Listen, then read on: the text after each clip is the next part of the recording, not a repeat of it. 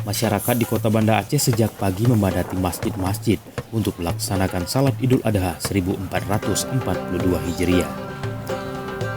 Meski wilayah Banda Aceh ditetapkan sebagai zona merah penyebaran virus corona, namun tidak menyurutkan antusias masyarakat untuk melaksanakan sholat. Di Masjid Baitur Rahman yang merupakan salah satu masjid terbesar di Provinsi Aceh, sejak pagi masyarakat berbondong-bondong mendatangi masjid bersejarah ini. Di depan pintu masjid, aparat keamanan berjaga mengingatkan warga agar mematuhi protokol kesehatan. Ramainya jemaah yang melaksanakan sholat di masjid ini hingga barisan saf sampai ke halaman masjid.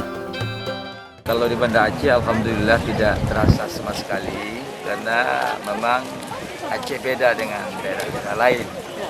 Para ulama kita, para tengku-tengku kita, pesantren itu tetap membuka masjid.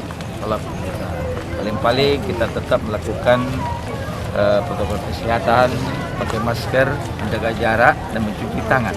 Itu setiap hari diumumkan di setiap masjid. Kita tetap melaksanakan sholat, tetapi dengan menjaga protokol kesehatan.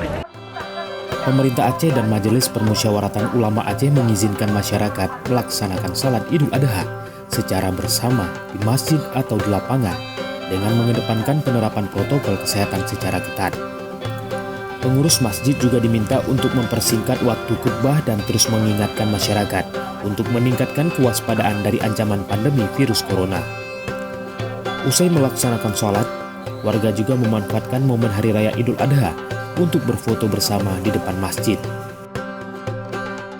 Dari Banda Aceh, Tim Liputan Aceh Video melaporkan.